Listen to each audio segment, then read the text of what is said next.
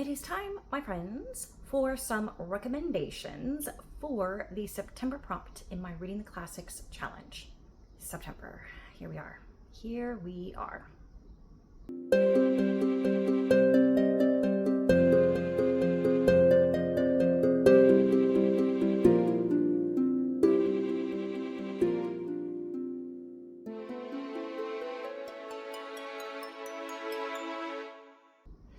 Welcome to my channel, In Search of Wonder. My name is Anne, and today I have some recommendations of books to go with my September prompt in the Reading the Classics challenge.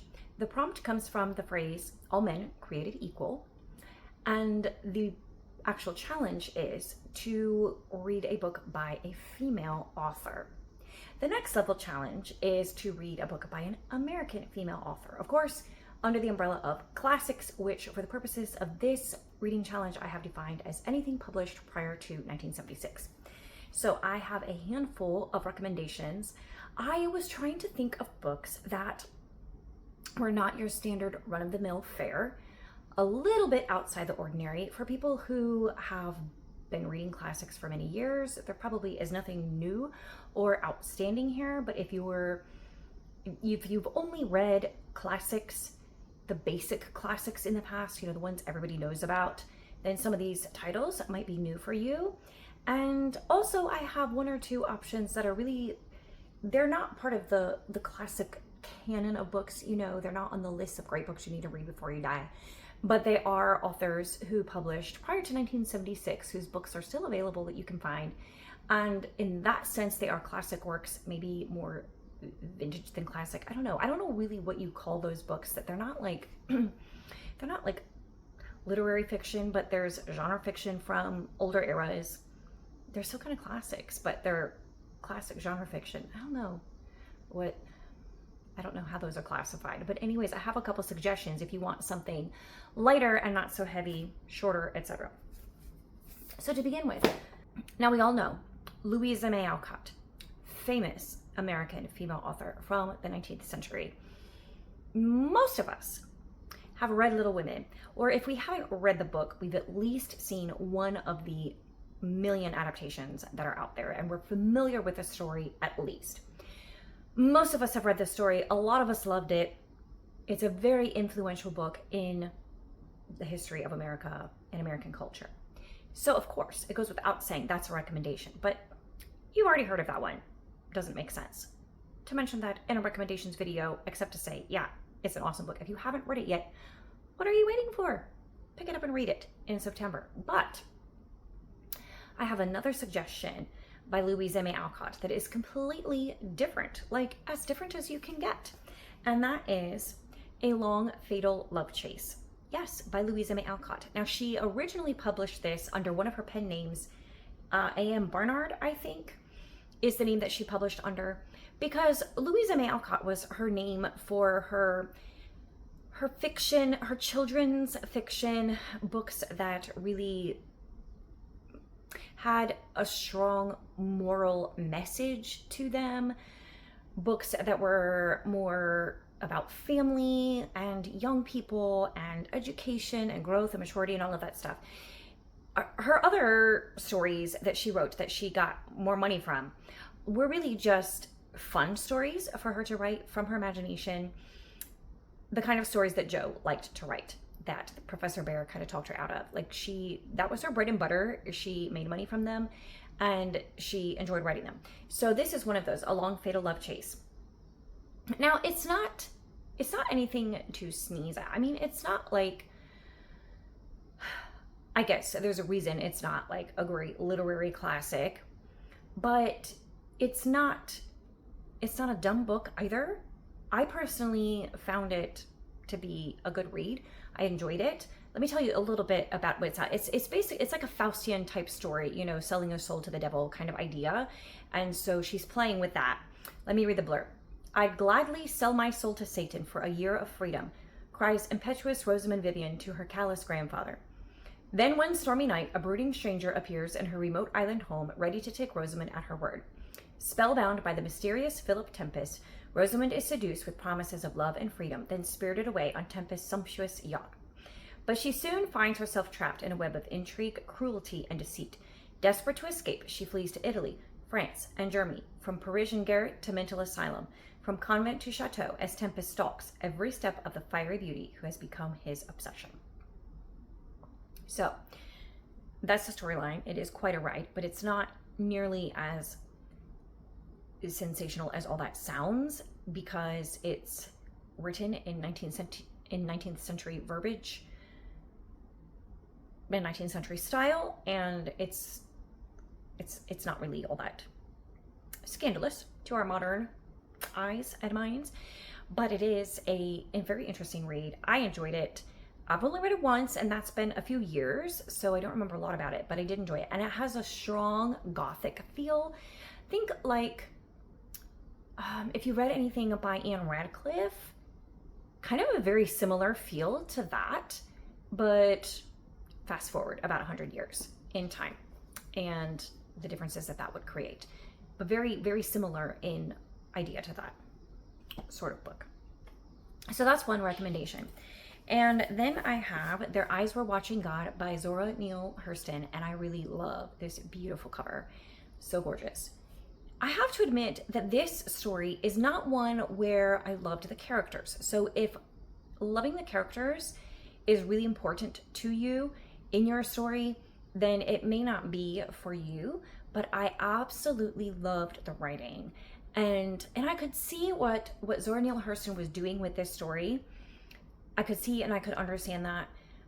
I didn't love all the twists and turns that it took and some of the choices that our main character made, but it was very interesting. It gave me fresh perspective, and it was just straight up beautiful writing. Just the way that Zora Neale Hurston puts the words together, and I'm a word girl, and you know I love that. That's, if an author can do that masterfully with a story and make me pay attention just because of that, then it kind of doesn't matter if I love the characters or not, or everything that happens in the story. I'm just here for that gorgeous poetry in prose form. And that's what you get here. I loved it. Loved her writing. That's another recommendation. Then this is not necessarily a specific book that I'm recommending. This is Ever After by Elswyth Thane. And Elswyth Thane was writing in like the 40s and 50s. And so kind of along the same era of some other vintage female authors, a lot of them British though, that come to my mind. She was writing, and actually Elswyth Thane did live in England for a time, but I'm pretty sure she was American. And she wrote a whole series set in Williamsburg, Virginia, beginning at the time of the Revolution. The first one was Dawn's Early Light. And so that's the first one in the book. You would start with that one, not with this Ever After, which is the third book in this series, I think. And they're just historical fiction about the Revolutionary era, and then further on in the founding and development of the United States of America. And I think there's usually a romance in each story. So it's right up my alley. I enjoyed it. I know that when I was younger, my sisters read, I think, the entire Williamsburg series. I know for sure I've read the first two books in the Williamsburg series, and the very first book I've read twice, Dawn's Early Light. Some people don't like that because of the age difference in the two main characters, the romantic couple. So just be aware of that if that's an issue for you. But that's only in the first book.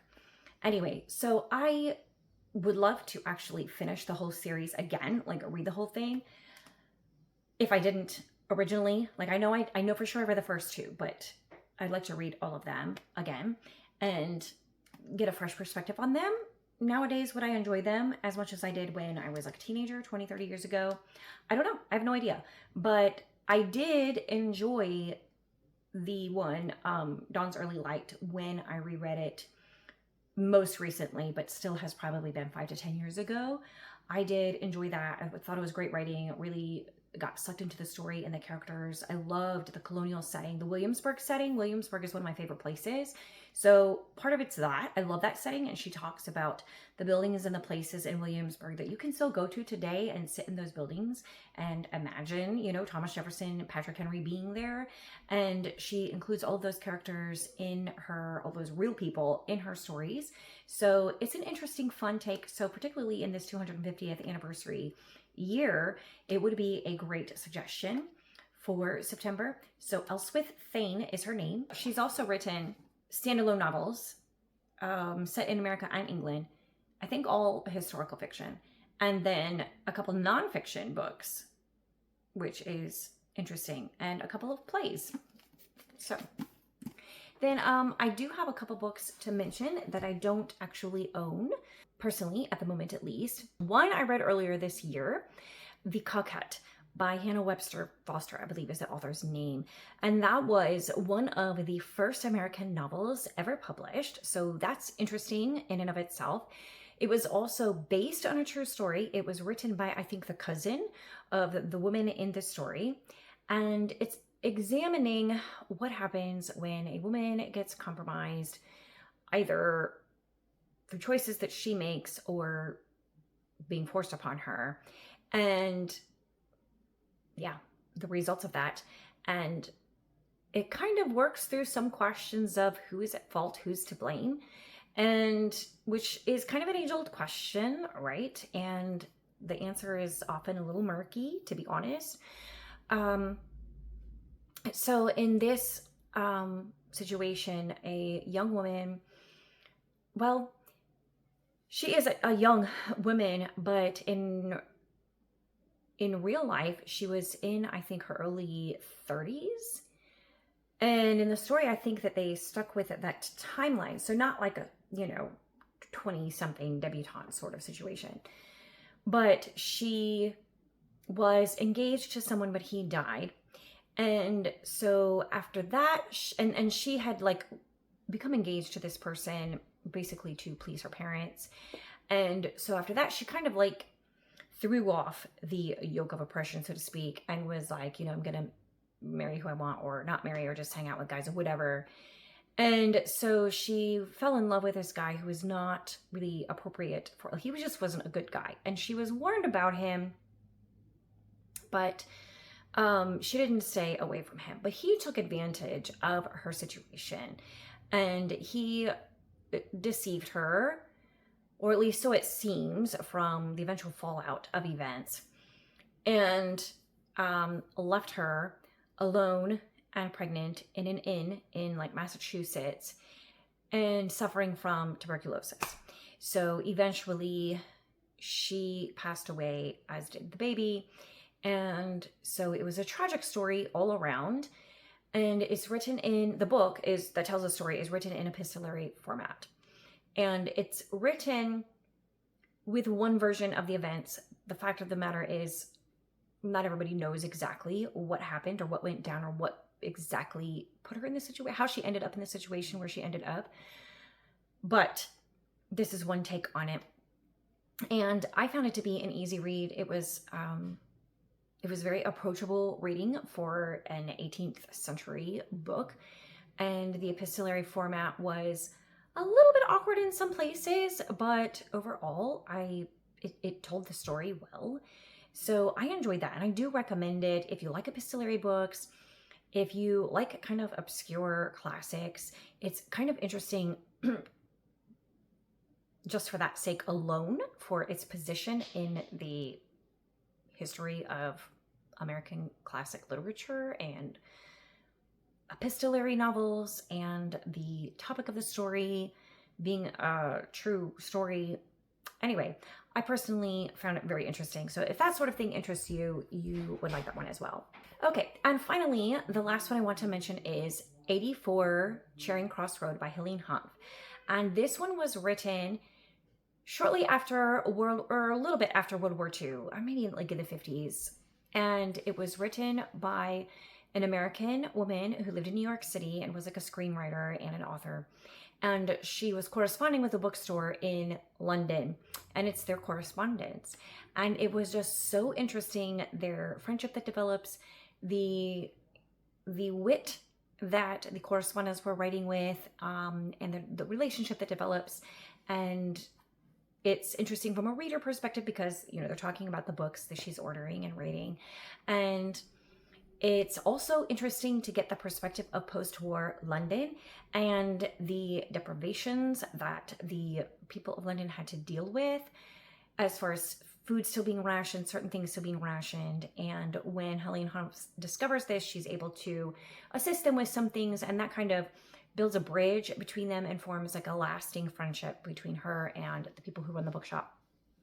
So it's a really interesting book. It's a short read. So if you're looking for something short for Shorty September, or you just have a lot on your plate and you don't want to dig into something really big or heavy, it's perfect. It's just a delight. You can sit down and read it in an afternoon, and it's just a delight to read. It's a charming little escape, just kind of looking over the shoulder of these correspondents, and highly recommend. So those are my recommendations. I'm going to show you a couple books that I'm considering for September. The first one, Alma gave me this book early this year, Passing by Nella Larsen, and we have made tentative plans to buddy read it at some point. We just didn't make definite plans. So if Alma is interested, I am definitely willing to read this in September. And I've been wanting to read this for a long time, since I first heard of it.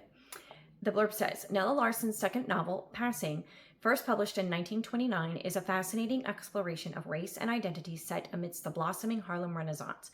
Irene Redfield is a Black woman living in an affluent, comfortable life with her husband and children in the thriving neighborhood of Harlem in the 1920s. When she reconnects with her childhood friend Claire Kendry, who is similarly light-skinned, Irene discovers that Claire has been passing for a white woman after severing ties to her past, even hiding the truth from her racist husband. Claire finds herself drawn to Irene's sense of ease and security with her Black identity, and longs for the community and, increasingly, the woman she lost. Irene is both riveted and repulsed by Claire and her dangerous secret, as Claire begins to insert herself and her deception into every part of Irene's stable existence. Nearly a century later, Larsen's brilliant examination of the various ways in which we all seek to pass is as timely as ever. So, I'm really curious about this book and very interested in reading that. Also, it's not very long. I don't know what the maximum page count is to qualify for Shorty September, but this one is like 130 some pages, so it's not very long. Then another one is Edith Wharton, who, by the way, is another classic female author that I would highly recommend. I've only read a few of her novels, and one of my goals is to change that, is to read more of her writing. And I have picked up a couple of books for that purpose. I also want to reread the ones I've already read. So far, I've reread Ethan Frome, loved it just as much as I did the first time. But I also want to reread The Age of Innocence and House of Mirth, which are two others I've read by her. But I do have this one, The Glimpses of the Moon, which I've not read by her. And I love that beautiful, like, Art Deco cover. Gorgeous. I don't know much about it. It says, in 1922, 2 years after the publication of the Pulitzer Prize-winning classic The Age of Innocence, Edith Wharton wrote a novel that was acclaimed by the New York Times and quickly became an international bestseller. Set in the 1920s, The Glimpses of the Moon details the romantic misadventures of Nick Lansing and Susie Branch, a couple with the right connections but not much in the way of funds. They devise a shrewd bargain. They'll marry and spend a year or so sponging off their wealthy friends, honeymooning in their mansions and villas. As Susie explains, we should really, in a way, help more than we should hamper each other. We both know the ropes so well. What one of us didn't see the other might, in the way of opportunities, I mean. And then we should be a novelty as married people. We're both really unusually popular. Why not be frank? And it's such a blessing for dinner givers to be able to count on a couple of whom neither one is a blank. The other part of the plan is that if either one of them meets someone who can advance them socially, they're each free to dissolve the marriage. How their plan unfolds is a comedy of errors that will charm all fans of Wharton's work. Out of print for decades, The Glimpses of the Moon is a welcome addition to the literary achievement of one of our most enduring authors.